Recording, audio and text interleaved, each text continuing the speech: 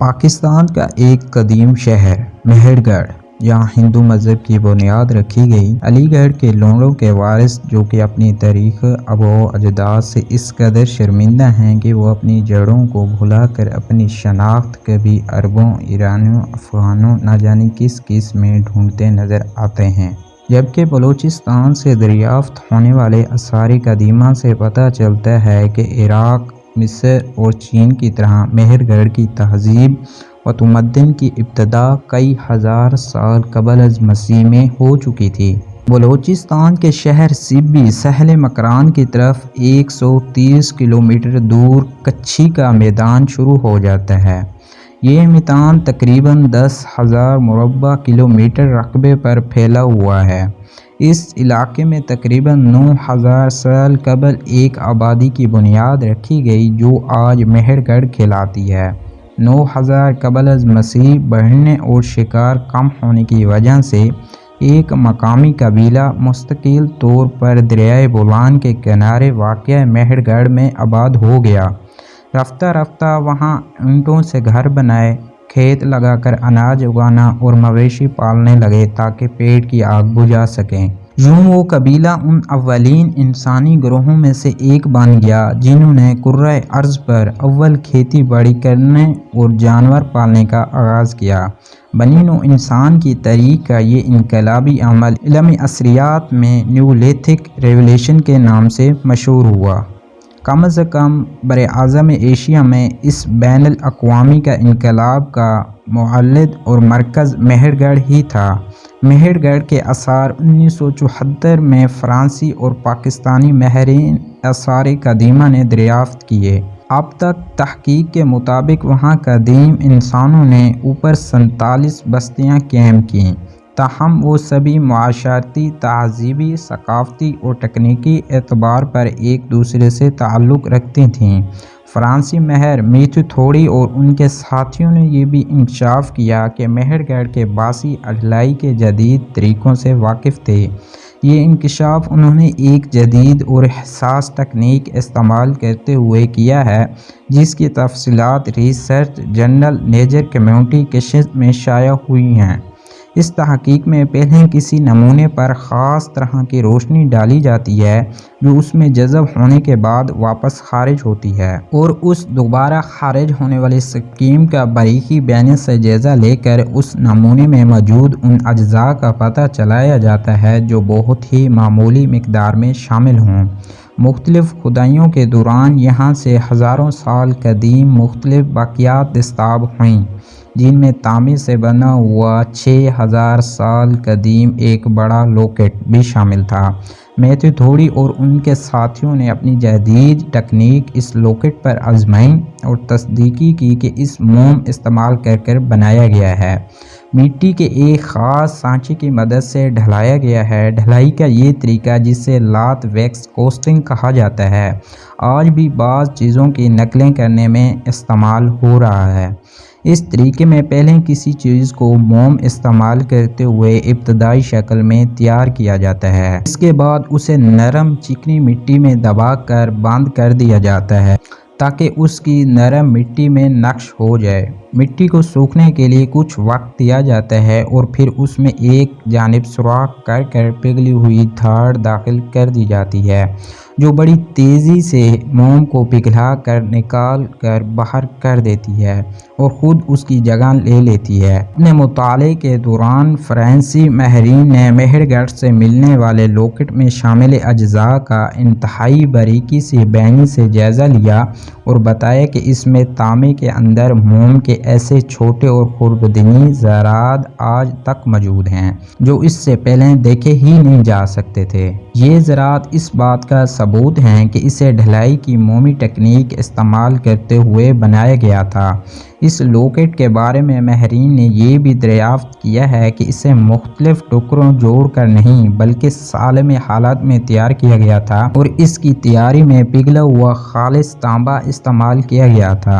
اس سے پتہ چلتا ہے کہ مہر گڑھ کے رہنے والے صرف دھات کاری سے واقف نہیں تھے بلکہ وہ دھاتوں کو خالص بنانے سے لے کر ان سے مختلف اشیاء ڈھالنے کے ہنر سے بہت بخوبی سے واقف تھے۔ मेहर गढ़ की तारीख का पहला दौरा 9000 से 7500 कबल अज मसीह तक रहा। इस दौर में चिकनी मिट्टी से बने बर्तन शामिल नहीं, जबकि इस दौर में लकड़ी की छाल से बनी हुई टोकरियां इस्तेमाल की थीं और हड्डियों के जरिए औजार बनाए जाते। सीपियां और रंगे हुए पत्थर ज्वेलरी के तौर पर इस्तेमाल होते हैं। मेहरगढ़ के लोगों की रिहाइशा तो पक्के ईंटों से बने घरों में होती थीं या फिर वो लोग टेंटों में रहते थे। जर्मनी की मुमताज़ महर आसार कदीमा डॉक्टर ओटे फ्रांक, जिन्होंने 2007 में मेहरगढ़ पर तहकीक की, बताती हैं कि ऐसे आसार मिले हैं जिनसे मालूम होता है कि वो एक मसरूफ़ और सरगर्म इलाका था जहां मुर्दों को बाकायदा दफनाया जाता था। नेज़ ये तजारती मरकज़ भी था। वो बलूचिस्तान से खुदाई में बरामद होने वाले मिट्टी के बर्तनों का जिक्र करते हुए बताती हैं कि ये 5000 साल कबल अज मसीह से ताल्लुक़ रखते हैं, यानी 7000 साल कदीम। नेज़ वहाँ बाज़ मकबरे मिले हैं जो तबाह होने से बचे रहे हैं और ख़ूबसूरती के लिए सिपियाँ, बोल और लिप से सजाए गए हैं।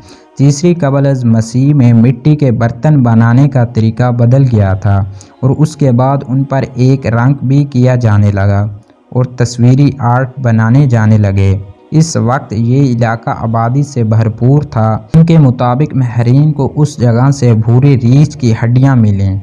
उसके साथ हर तरह के फलों और सब्जियों मसलन अंगूर, अंजीर वगैरह के आसार मिले हैं और इनसे ज़ाहिर है कि यहाँ रहने वाले ज़िंदगी गुजारने के लिए एक से ज़्यादा ज़राए और चीज़ों पर इंसार करते हैं। नेज़ वो पानी को संभालने और उसके इंतज़ाम के भी माहिर थे और इसके लिए छोटे बड़े डैम बनाए गए थे। लेकिन 2600 कबल अज मसीह, तकरीबन 40 साल पहले, कई बस्तियाँ खाली हो गईं और कई अफराद दूसरे इलाके तक चले गए। महरीन ने मेहरगढ़ से एक दांत बरामद किया जो पत्थर के ज़माने का तकरीबन 9000 साल कदीम है। कब्रिस्तान से मिलने वाले इस दांत के तजर्बे से पता चला कि उस दौर में दांतों को तकलीफ दूर करने के लिए दांतों में सुरमई रंग का एक नायाब पत्थर के ज़रिए सुराख कर दिए करते और उस पत्थर को तराश कर नुकीली शक्ल दी जाती और उसके बाद उस दांत में ड्रिल किया जाता। इससे दांत का तकलीफ का शिकार और सड़ा हुआ हिस्सा निकल कर बाहर आ जाता। महरीन के मुताबिक ये तरीका इलाज हैरत अंगेज़ नतीजे देता और दांतों के इन टिश्यूज़ को उखाड़ कर बाहर फेंक देता जो तकलीफ का बायस बनते। जॉर्ज फॉस्टीन, सुभाष काक और डेविड फ्रोले ने एक तहकीक किताब गहवाड़ा तहजीब की तलाश में कदीम हिंदुस्तान पर एक नई नज़र, the search of the cradle of civilisation, new light on the ancient India शाया की। इसमें महरीन ने इंकशाफ किया कि मेहरगढ़ के बाशिंदों ने ही दौर जदीद के पाकिस्तानी सूबों पंजाब और सिंध पूंछ का हड़प्पा तहजीब की बुनियाद रखी। ये वादी सिंध की तहजीब भी कहलाती है। उन्होंने उन सूबों में मुख्तलिफ छोटी बड़ी बस्तियां बसाईं जो मौजूदा भारतीय रियासत गुजरात तक फैली हुई थीं। उन बस्तियों में हड़प्पा, मजूदहाड़ा, गंवेरीवाला, आड़की घड़ी और ढोलावीर नुमायाँ हैं। बेशतर बस्तियां सीन या हाकड़ा के दरियाओं के किनारे आबाद हुईं। मेहरगढ़ चूँकि हज़ारा साल के अरसे में बस्तियां बनाने का पजीदे में कंजम सीख चुके थे, सो उन्हें आबादियां बसाने में मुश्किलात पेश नहीं आईं। इस सिलसिले में उन्हें मकामी बशिंदों का ताउन भी यकीनन हासिल हुआ होगा। तहम महरीन अब तक ये नहीं जान सके कि मेहरगढ़ियों ने अपने आबाई इलाके को क्यों छोड़ दिया। एक बड़ी वजह दरियाए बोलान में सैलाब आना हो सकती है। जब सैलाब आता तो उनका खेत, गोदाम और घर बार तबाह हो जाते, सो उन्हें सब कुछ असर-नुमा तमीर करना पड़ा। हर साल नाजिल होने वाली इस कुदरती आफत से बचने के लिए मेहरगढ़ियों ने रफ्ता रफ्ता मैदानी इलाकों की तरफ चले गए। गहवारे तहजीब की तलाश में किताब के महक्कों ने एक और दिलचस्प इंकशाफ किया। उनका कहना है कि हड़प्पा तहजीब जब अरूज पा गए तो मेहरगढ़ियों ने वैदिक दौर का आगाज़ किया जो 1750 कबल अज मसीह से 500 कबल अज मसीह तक फैला हुआ है। इस दौर में हिंदू मत की कदीम तरी मसीबी किताबें तख्लीक हुईं। इनमें वेद, ऋग्वेद, असरावेद, अपशंद और शतरा हिंदू के नज़दीक बहुत अहम समझी जाती हैं। ان محققین کا کہنا ہے کہ وسطی ایشیا ایران سے آریوں کی آمد محض فسانہ ہے۔ سچ یہ ہے کہ ہندو مت ان قدیم روایت اور رسم و رواج کا مجموعہ ہے جنہوں نے ہزاروں برس عرصے میں مہر گڑھ، اورچی، ہڑپہ، موجودہڑا وغیرہ میں جنم لیا۔ گویا مہر گڑھ ہندو مت کا مرکز قرار پاتا ہے کہ ان کے زمانہ قدیم میں یہی ہندوستان کا سب سے بڑا شہر اور تہذیب و ثقافت کا مرکز تھا۔